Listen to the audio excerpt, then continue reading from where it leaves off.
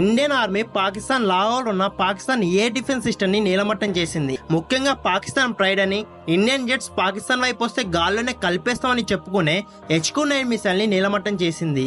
ఇది పాకిస్తాన్ కి చైనా వాళ్ళు ఇచ్చారు. ముఖ్యంగా మనం ఫస్ట్ అటాక్ చేయం కదా, ఇప్పుడు ఎందుకు అని పాకిస్తాన్ డిఫెన్స్ సిస్టమ్ ని నీలమట్టం చేశామంటే డీటెయిల్ గా చెప్తాను విను. వీడియోకి వెళ్లే ముందు ఈ వీడియోకి లైక్ చేసేయండి. ఫస్ట్ ఏప్రిల్ 22న ఉగ్రవాదులు భారత్ లోకి వచ్చి అమాయకుల్ని చంపేశారు. ఆ దాడికి ప్రతీకారంగానే ఇండియన్ ఆర్మీ ఆపరేషన్ సింధూని చేపట్టి పాకిస్తాన్ లోకి పోయి కేవలం ఉగ్రవాద క్యాంపుల పైనే ఎయిర్ స్ట్రైక్ చేసింది. ఆ స్ట్రైక్ లో 70 మంది చనిపోయారు. ఆ తర్వాత ఆపరేషన్ సింధూర్ ని లీడ్ చేసిన సోఫియా ఖురేషీ చెప్పింది, మేము పాకిస్తాన్ ఆర్మీ పైన యుద్ధం చేయట్లేదు, పాకిస్తాన్ లో ఉన్న అమాయకుల పైన కూడా కాదు, మా యుద్ధం కేవలం తోనే అని స్టేట్మెంట్ ఇచ్చింది.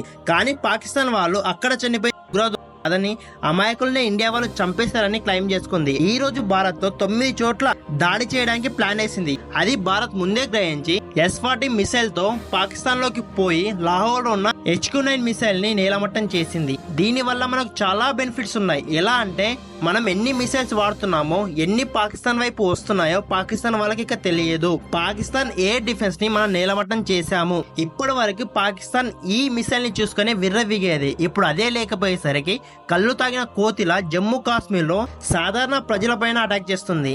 ఇండియన్ ఆర్మీ ఆ దాన్ని సక్సెస్ఫుల్ గా తిప్పికొడుతుంది. వాళ్ళు సాధారణ ప్రజల పైన మిసైల్స్, డ్రోన్స్ విసురుతున్నారు. పాకిస్తాన్ వేస్తున్న ప్రతి మిసైల్ కి ఇండియన్ ఆర్మీ జవాబు ఇస్తూనే ఉంది. ప్రెసెంట్ అయితే వార్ మన కంట్రోల్లోనే ఉంది. చూడాలి తెల్లారేసరికి ఏమవుతుందో. సో మీరేమనుకుంటున్నారు, ఈ వార్ లో ఇండియా గెలుస్తుందా, పాకిస్తాన్ గెలుస్తుందా?